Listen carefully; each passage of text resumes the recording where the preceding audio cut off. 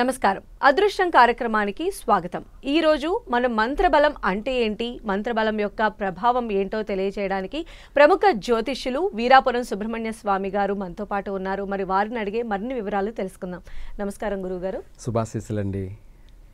గురువుగారు, చాలా మంది కూడా సమస్యల నుంచి బయటపడటం కోసం ఎస్పెషల్లీ జాతకపరమైనటువంటి సమస్యలను దృష్టిలో పెట్టుకొని అన్ని రకాల ప్రయత్నాలు చేస్తూ ఉంటారు. అందులో మంత్రబలం అనేది చాలా ప్రముఖ పాత్రను పోషిస్తుంది అని కూడా వాళ్ళు నమ్ముతారు, దాన్ని ఫాలో అవుతారు, చేస్తూ ఉంటారు. అయితే ఈ రోజు ఈ ఎపిసోడ్ ద్వారా మంత్రబలం అంటే ఏంటో వివరించండి. చాలా మంచి విషయాన్ని అడిగారు. ఎందుకంటే ఇది ప్రతి ఒక్కరు కూడాను పాటించవచ్చు, ఆచరించవచ్చు, ఉచ్చరించవచ్చు. అయితే మీరు అడిగినట్టుగా మంత్రబలం అంటే ఏమిటి, ఎందుకోసం, అది ఆ మంత్రం యొక్క శక్తి ఏమిటి, మనకు ఎంతవరకు ఉపయోగపడుతుంది అంటే సర్వే జన సుఖినో భవంతు. ఇక్కడ సర్వ మానవాళికి, సర్వ ప్రాణికి కూడా ఉపయోగపడే అటువంటిదే ఈ మంత్రం.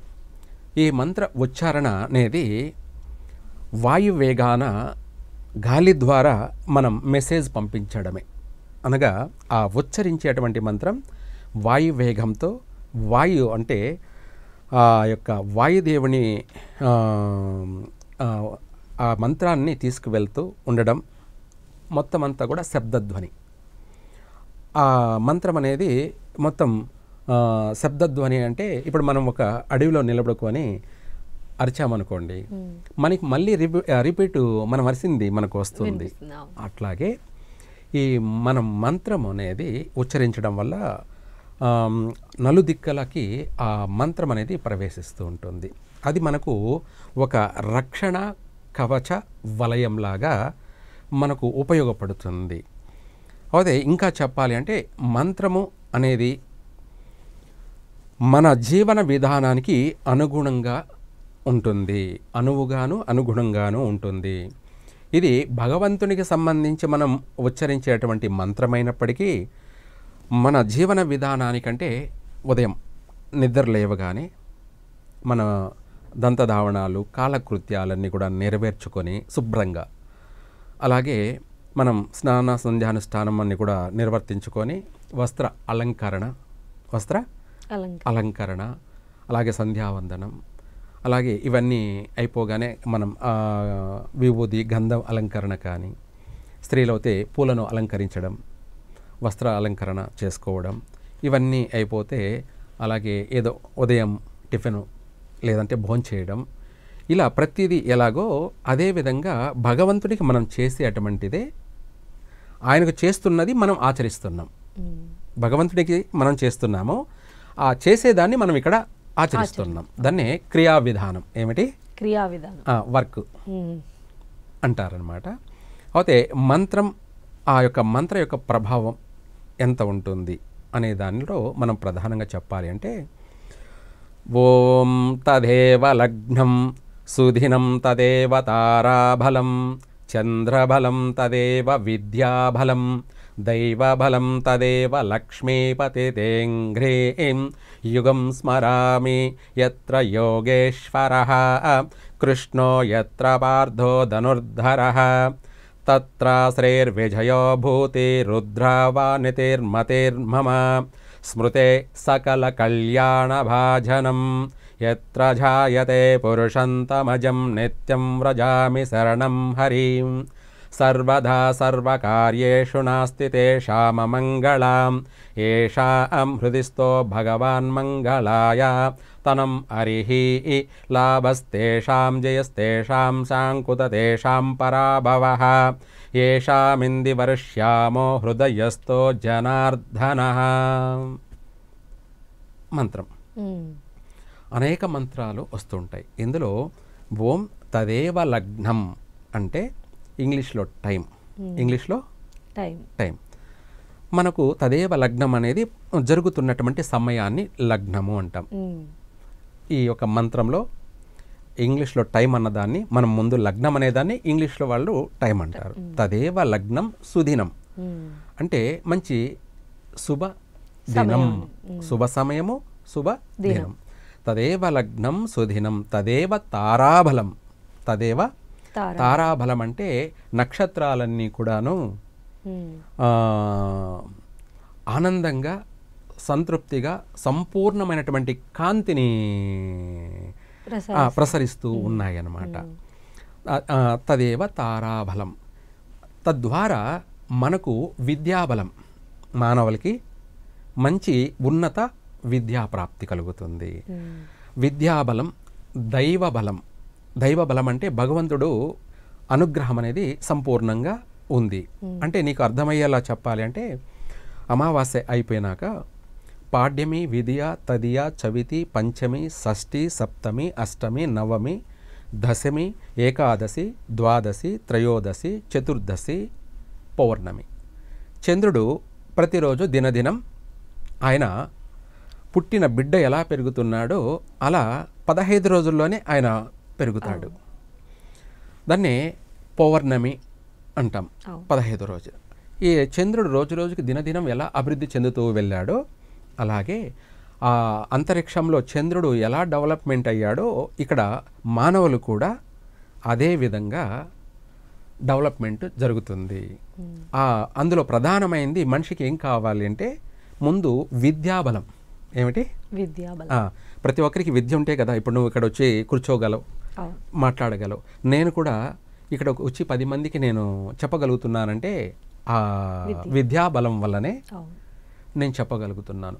ఎవరైనా సరే ఏ రంగంలోనైనా కూడా వాళ్ళు రాణించగలుగుతున్నారు అంటే ఆ విద్యాబలం వల్లనే వాళ్ళ జీవితం పరిపూర్ణత.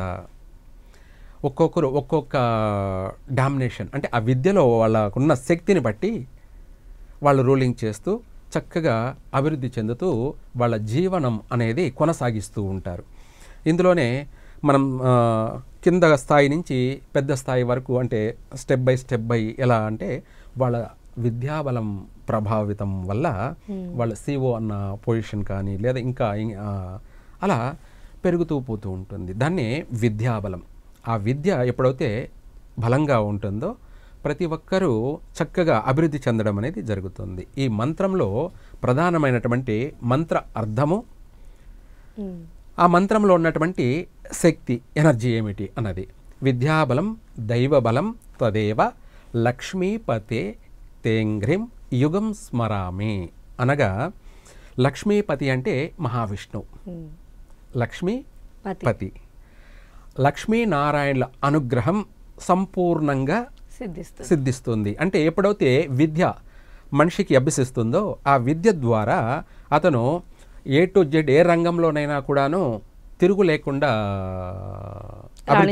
రాణించగలుగుతున్నాడు, అభివృద్ధి చెందుతున్నాడు. స్టెప్ బై స్టెప్ అభివృద్ధి చెందుతూ వెళ్తున్నాడు. తను వ్యాపారంలోకి వెళ్ళినా, తను ఒక ఉద్యోగంలోకి వెళ్ళినా, ఏ దాంట్లో ఏ రంగంలోకి వెళ్ళినా కూడా అభివృద్ధి చెందుతున్నాడంటే ఆ లక్ష్మీనారాయణల అనుగ్రహం కలగబట్టే ఇక్కడ ఇతను ఆ చదువు వల్ల మంచి పొజిషన్లో స్థిరపడ్డాడు. దాన్నే లక్ష్మీపతి తేంగ్రిం యుగం స్మరామి. ఇలా ఆ మంత్రం యొక్క ఎంతో అభివృద్ధిని కలగచేస్తున్నదన్నమాట. ఈ మంత్రం మనకు అభివృద్ధిని శాసిస్తూ కలగచేస్తుంది. ఇలా మనము తదేవ లగ్నం సుదినం తదేవ తారాబలం విద్యాబలం దైవబలం తదేవ లక్ష్మీపతి తేంగ్రిం యుగం స్మరామి యత్ర యోగేశ్వరః కృష్ణో యత్ర పార్థో ధనుర్ధరః తత్ర శ్రీర్విజయో భూతి మతిర్మమ స్మృతే సకల కళ్యాణ భాజనం. అంటే మనము సర్వ విధాల ఏ విధంగా అయితే మనము సంపాదించాలని చెప్పేసి ప్రారంభం చేస్తామో సర్వ విధాలు కూడా మనకు మార్గం అనేది దొరుకుతుంది. అంటే ఒక్కొక్కరు మల్టీ టాలెంట్ అంటారు. తను జాబ్ చేస్తూనే ఇంకొక వ్యాపారం ప్రారంభం చేసి సాగించడము, అట్లా సర్వ విధాల కూడా తను అభివృద్ధి చెందుతూ విశేషంగా సాగిస్తూ ఈ మంత్రం అనేది ఆ మనిషిని అలా అభివృద్ధి పయనానికి తీసుకువెళ్తూ ఉంటుంది. ఇది మనం చెప్పుకుంటున్న మంత్రాల్లో ప్రధానంగా ఇంకా రకాలుగా ఉపయోగపడుతూ ఉంటుంది.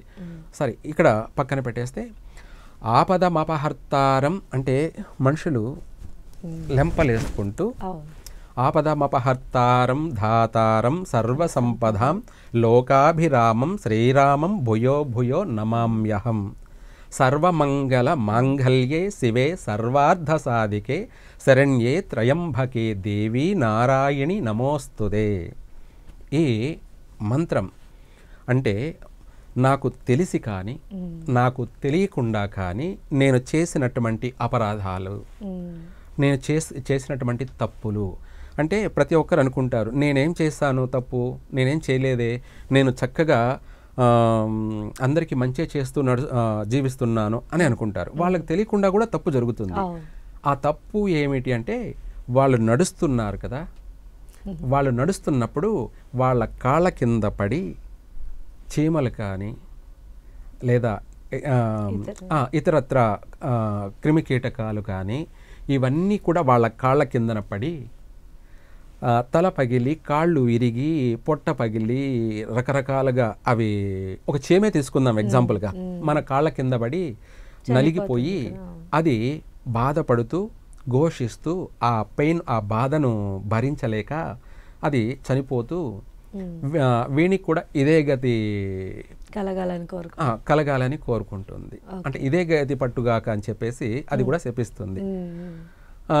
మరి అది మనకు తెలియకుండా చేసినటువంటి అపరాధం కాబట్టి దానివల్ల భయపడాల్సిన అవసరం లేదు. దానికే ఈ మంత్రం ఏమిటి, దానికోసమే మనం ప్రతిరోజు నిత్యం పఠించాల్సిన మంత్రం ఇది. Okay okay. జనరల్ గా అంటే ఎలాంటి దోషాలు అవి ఏమి లేకుండా ఏ రాశి వారైనా కూడా ఎవరైనా పఠించవచ్చు. ఓం ఆపదమపహర్తారం ధాతారం సర్వసంపదాం లోకాభిరామం శ్రీరామం భూయో భూయో నమామ్యహం. సర్వమంగళమాంగళ్యే శివే సర్వార్థసాధికే శరణ్యే త్రయంబకే దేవి నారాయణి నమోస్తుతే. ఆ యొక్క మంత్రము మనకు తెలిసి తెలియకుండా చేసిన తప్పు ఉప్పులన్నిటినీ కూడాను నుంచి కాపాడుతుంది. ప్రత్యక్షంగా కానీ పరోక్షంగా కానీ మనం చేసినటువంటి 10,000 తప్పుల్ని కూడా ప్రక్షాళన చేస్తూ మనకు ప్రాయశ్చిత్తాన్ని కలగచేస్తూ మనకు తెలియనటువంటి అత్యంత పాజిటివ్ అనే శక్తిని, సంతోషాన్ని కలగచేస్తూ సర్వసంపదాం అంటే ఏ విధంగా నువ్వు మాట్లాడుతున్నా దాని ద్వారా సంపాదనే వస్తుంది.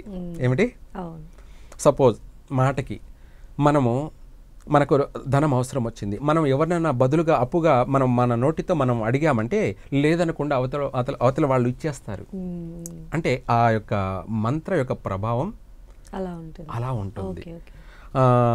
వాక్కు శుద్ధి, మంత్రశక్తి అన్నది మనలో ఈ మంత్రం పఠించడం వల్ల మనలో తెలియని గ్లో అంటూ శరీరంలోంచి ఒక కళ అనేది ప్రవేశిస్తుంది. అది చూసిన వాళ్ళు చూడగానే అడగగానే అయ్యో నన్ను అడిగారు అని చెప్పేసి వాళ్ళు ఉన్నా లేకపోయినా కూడా వాళ్ళు ఇంకో చోట అయినా తీసుకొచ్చి ఇచ్చే అలా ప్రేరేపణ చేస్తుందన్నమాట ఈ మంత్రం. దాన్నే ఆ మంత్రం సర్వ విధాల మనకు సర్వసంపదాం లోకాభిరామం శ్రీరామం భూయో భూయో నమామ్యహం. సర్వమంగళ మాంగళ్యే శివే సర్వార్థసాధికే శరణ్యే త్రయంబకే దేవీ నారాయణి నమోస్తుతే. సర్వమంగళ అంటే 10,000 శుభాలన్నీ కలగాలని చెప్పేసి ఆ మంత్రం యొక్క పవరు, ఆ మంత్రం యొక్క శక్తి, ఆ మంత్రం యొక్క ఉచ్చారణ, దానికోసము మనం ఎప్పుడంటే అప్పుడు ఈ మంత్రాన్ని పఠించకూడదు. ఇంకా చెప్పాలంటే మనం మంత్రాన్ని పఠించేటప్పుడు నీటిని తాగైనా సరే, లేదంటే ఆచమనం 3 సార్లు మంత్రంతో ఓం కేశవాయ స్వాహ ఈ మంత్రంతో ఈ ఉదకాన్ని నీటిని మనం తీసుకోవడం వల్ల మన గర్భాన్నంతా కూడా శుభ్రం చేస్తుంది. ఇప్పుడు మనం పైకి స్నానం చేసాము, పైకి మనం శారీరకంగా అందంగా అనిపిస్తాం.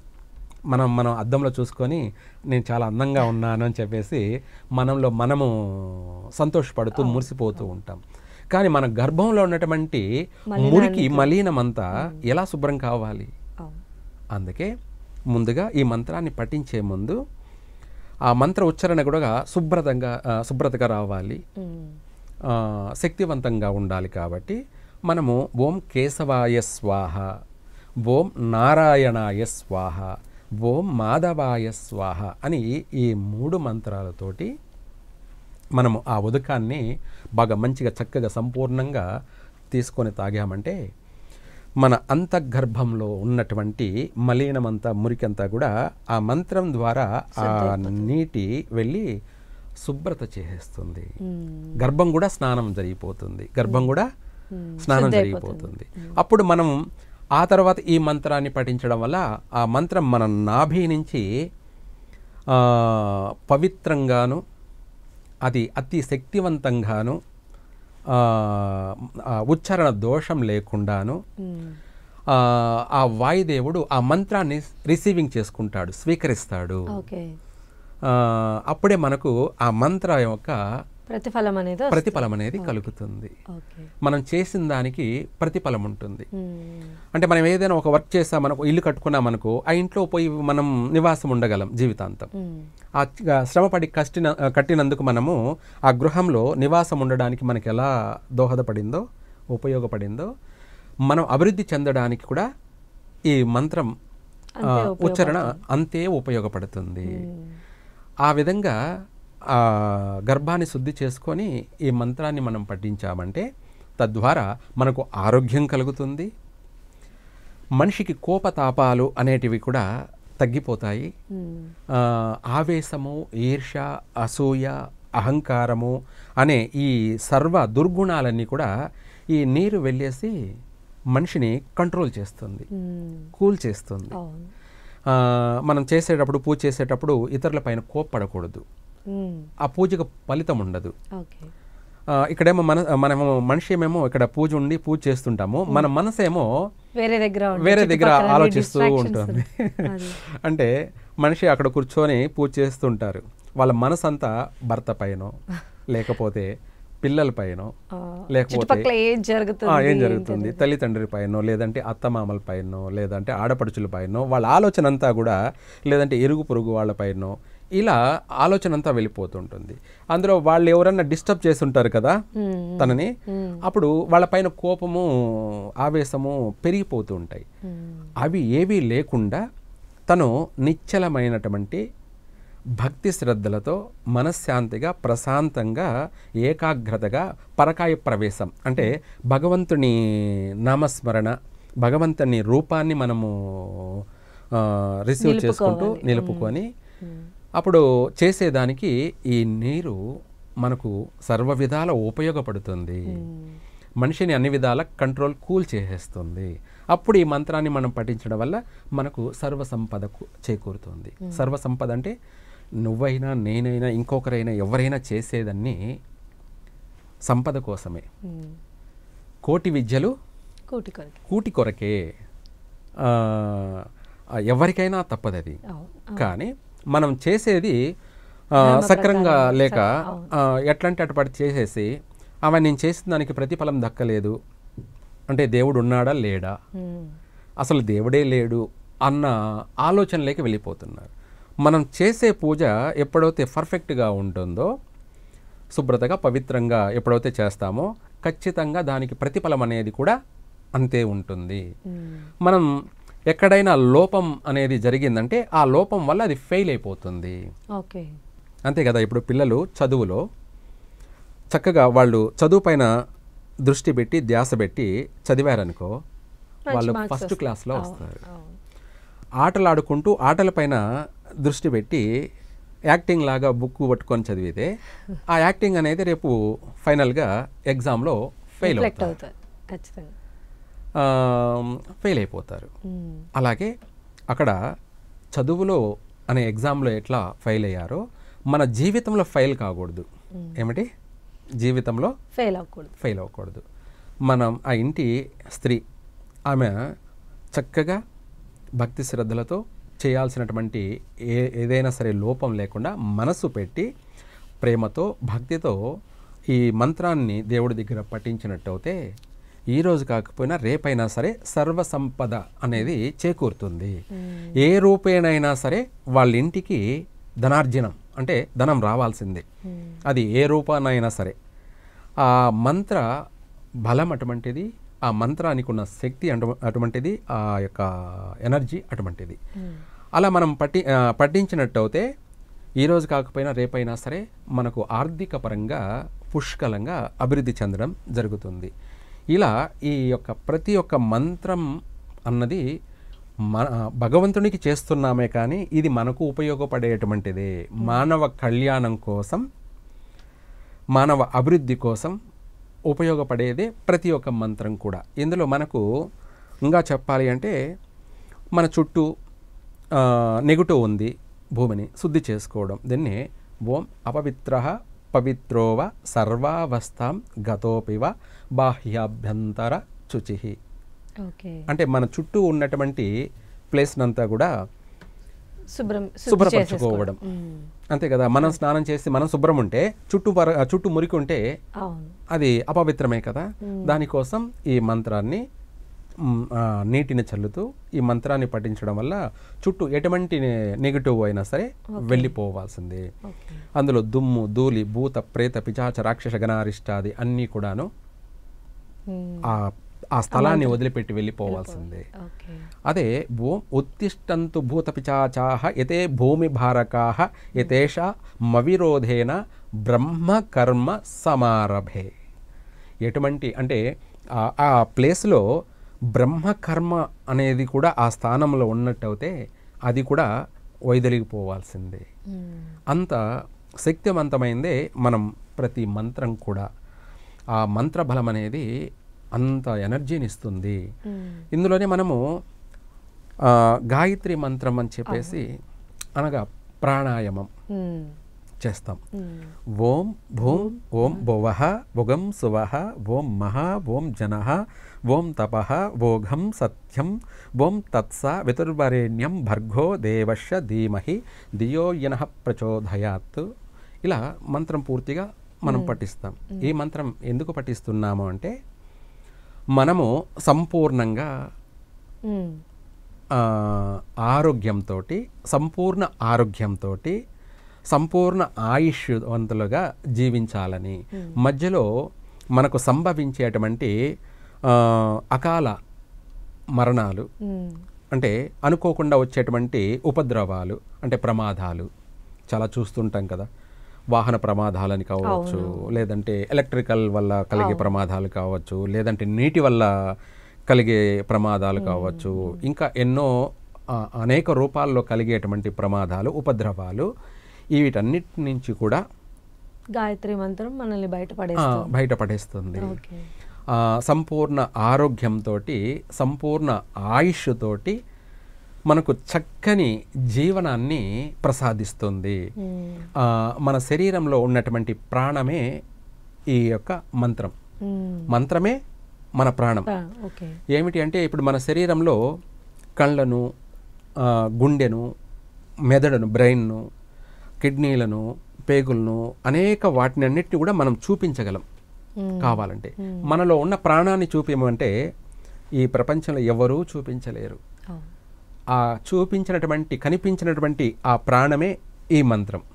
ఇందాక మనం చేసిన ప్రాణాయామం మంత్రమే, ఆ మంత్రమే ప్రాణము, ఆ ప్రాణమే మంత్రము. ఇది మనకు కనిపించేది కాదు, ఒక పదార్థం లాగా మనం చూపించమంటే చూపించేది కాదనమాట. మనకు మనిషి కనపడుతున్నాం, ఆ ప్రాణం ఉన్నంత వరకే మనిషి కనపడతాడు, ఉంటాడు. ఆ ప్రాణం అనేది బయటికి వెళ్ళిపోయింది అనుకో, ఈ బాడీకి జీవం లేదు. ఆ ప్రాణం ఆ మంత్ర రూపంలోనే నిక్షిప్తమై ఉంటుంది. ఇంకా చెప్పాలంటే గాలిలో కలిసిపోయేటువంటి పదార్థం అది, కనిపించినటువంటి రూపం. ఆ రూపమే ఈ ప్రాణాయామ మంత్రము. ఆ మంత్రం యొక్క ప్రభావమే ఈ ప్రపంచమంతా కూడాను జీవిస్తుంది. నేను పఠించడం వల్ల ప్రపంచమంతా జీవిస్తుంది అంటే నేను ఒక్కడని కాదు, ప్రతి ఒక్కరు ఈ మంత్రాన్ని పఠిస్తూ ఉంటారు కాబట్టి ప్రపంచమంతా కూడా ఎప్పటికీ కూడా జీవించే ఉంటుంది. ఈ మంత్రం ఎప్పుడైతే ఆగిపోతుందో అంటే ప్రపంచంలో ఎక్కడ జరగకుండా ఆగిపోతుందో అప్పుడు ప్రపంచమంతా యుగాంతం అనేది ఉంటుంది, జరుగుతుంది. ప్రపంచ ప్రళయం అనేది అప్పుడే సంభవిస్తుంది. అంతవరకు ఈ మంత్ర ఉచ్చారణ జరుగుతున్నంత వరకు ఖచ్చితంగా జీవం అనేది ఉంటుంది ఈ భూమి మీద. ఇది ఎప్పుడైతే మన భారతదేశంలో ఆగిపోతుందో అప్పుడే ప్రపంచ వినాశనం అనేది జరుగుతుంది. ప్రపంచము ఇప్పుడు యుగాంతం అని చెప్పుకుంటున్నారుగా, అవును. ఇది 5125 సంవత్సరాలే. 5125 సంవత్సరాలే కలియుగ ప్రారంభం. మొదటి పాదంలోనే ఉన్నాం. ఇంకా చాలా 3 పాదాలు జరగాలి. ఓకే. ఇదంతా ఈ మంత్రంలో నిక్షిప్తమై ఉంటుంది. ధన్యవాదాలు గురువుగారు. ఈరోజు మంత్ర బలం యొక్క విశిష్టతను తెలియజేశారు. ధన్యవాదాలు మీకు. సర్వే జన సుఖినో భవంతు. మంత్రబలం యొక్క విశిష్టతను తెలుసుకున్నాం కదా. ఇది ఇవాల్టి అదృష్టం కార్యక్రమం. నమస్కారం.